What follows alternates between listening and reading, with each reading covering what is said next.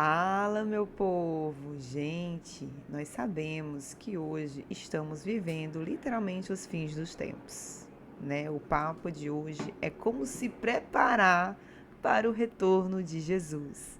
Claro que é importante a gente ressaltar, né, que Jesus, quando ele voltou para o céu, ali já começou o fim dos tempos, ok? Importante isso. Então, desde a época, né, de Atos para cá, né, após que o Espírito Santo desceu sobre a terra, aí começou já os fins dos tempos.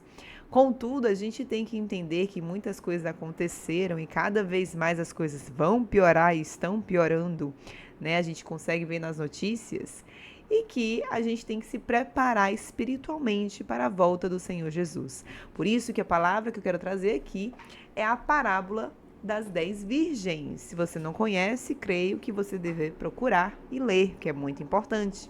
Que é quando as virgens estão na porta com o seu azeite, esperando Jesus atendê-las, né? E esse azeite, ele simboliza muitas coisas que exatamente a gente consegue ver que são os frutos e dons do Espírito Santo. Eu falo bastante sobre eles, porque eles são um meio para comprovar que o Espírito Santo está habitado no nosso coração.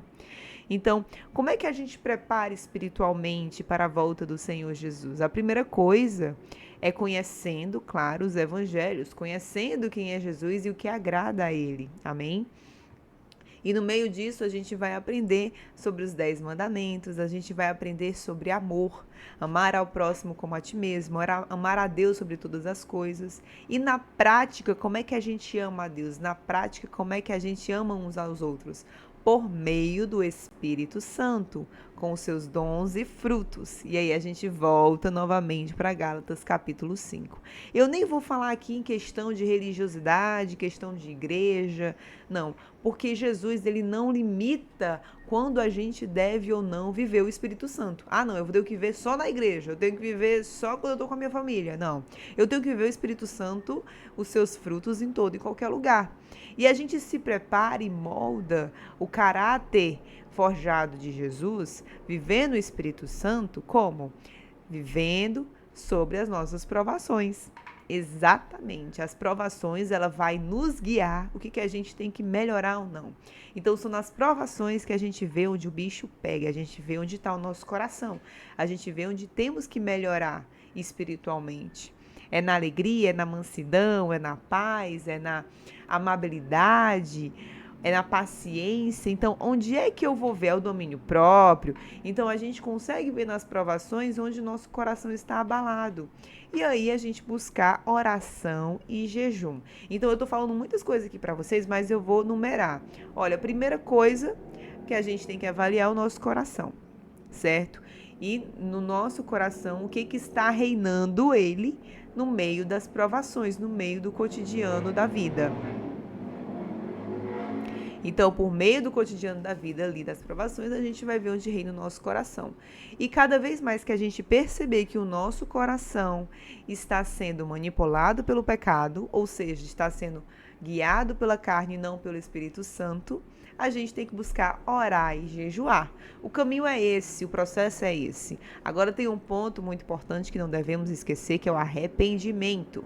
Então, no meio desses processos, quando eu percebo que meu coração está ruim, quando eu percebo que eu estou no caminho do pecado, eu busco arrependimento.